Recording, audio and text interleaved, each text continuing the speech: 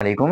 Battles of লাইফের পক্ষ থেকে সবাইকে স্বাগতম। আশা করি তোমরা সকলে ভালো আছো। এইচএসসি 2024 তোমরা স্থগিত পরীক্ষার নতুন রুটিন পেয়েছো।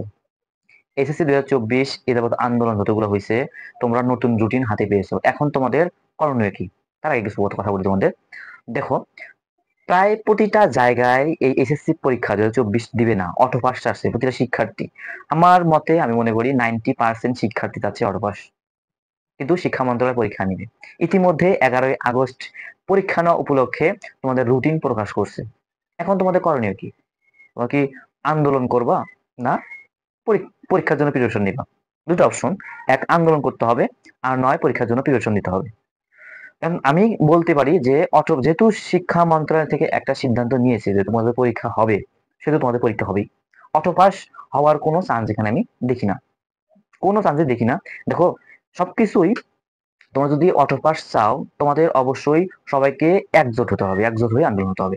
এই 5-7 জন, 20 জন, 100 জন, 150 জন বা 200 জন নিয়ে এই আন্দোলন কখনোই হবে না। তোমাদের শিক্ষার্থী প্রায় 14.5 লাখ স্টুডেন্ট তোমরা, কিন্তু তোমরা 14.5 লাখ স্টুডেন্ট, তার মধ্যে 200, 400, 500, 1000 এই আন্দোলন, তাতে সরকারের কখনো টনক নড়বে না।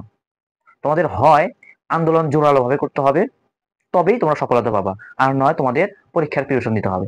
আমি মনে করি তোমাদের এখনো পর্যন্ত হিউজ পরিমাণ সময় আছে, হিউজ পরিমাণ টাইম আছে তোমাদের পরীক্ষার প্রিপারেশন নেওয়ার জন্য। আমি মনে করি তোমরা পরীক্ষার প্রিপারেশন নাও, অযথা সময় নষ্ট করিও না, টাইম নষ্ট করিও না। সম্পূর্ণই তোমাদের রেজাল্ট তোমাদের সম্পূর্ণ ব্যক্তিগত। এই রেজাল্ট কখনো সরকারও দেখবে না, বা তো ওদেরও কাজে লাগবে না, ওনাদেরও কাজে লাগবে না। তোমার রেজাল্ট তোমার ব্যক্তিগত, ফিউচারে এটাই তোমার উপরে প্রভাব পড়বে। তো মেডিকেল এক্সাম দিতে যাচ্ছ, তোমার ক্লাস না পাইলে কতটা প্রভাব পড়ে সেই মেডিকেল স্টুডেন্টই বুঝবে।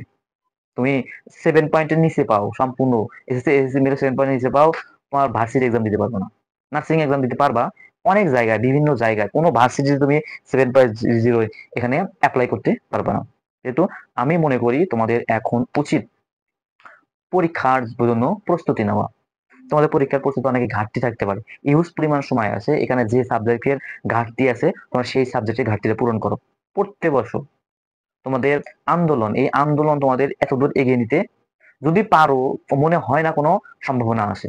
শিক্ষা মন্ত্রণালয় যেহেতু নোটিশ দিয়ে দিছে, এটা চেঞ্জ করার কোনো আমি উপায় দেখি না।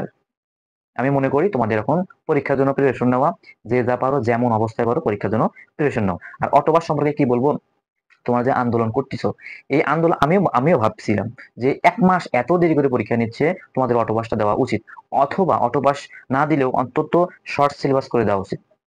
তোমরা যখন স্যাক্রিফাইস করতেছো, পরীক্ষা দিবা, তোমাদের শিক্ষা মন্ত্রণালয়, আমাদের শিক্ষা মন্ত্রণালয় থেকেও কিছু স্যাক্রিফাইস করা উচিত। ওনারাও শর্ট সিলেবাসে একটা পরীক্ষা নেওয়া উচিত আমার মতে। এখন আমি এই কথা বলতে চাচ্ছি না, তোমরা এখন পরীক্ষার প্রিপারেশন নাও, যে যার মতো আছো, যে অবস্থায় আছো পরীক্ষার প্রিপারেশন নাও। এইরকম প্রত্যেকটা আপডেট এখানে তোমাদের জানানো হবে। কিন্তু আপডেট সম্পর্কে জানতে তোমার অন্যদিক না তাকিয়ে সোজা ব্যাটলস অফ লাইফের দিকে লক্ষ্য রাখো, এবং ব্যাটলস লাইফকে সাবস্ক্রাইব এবং ফলো দিয়ে পাশে রাখবো। আসসালামু আলাইকুম।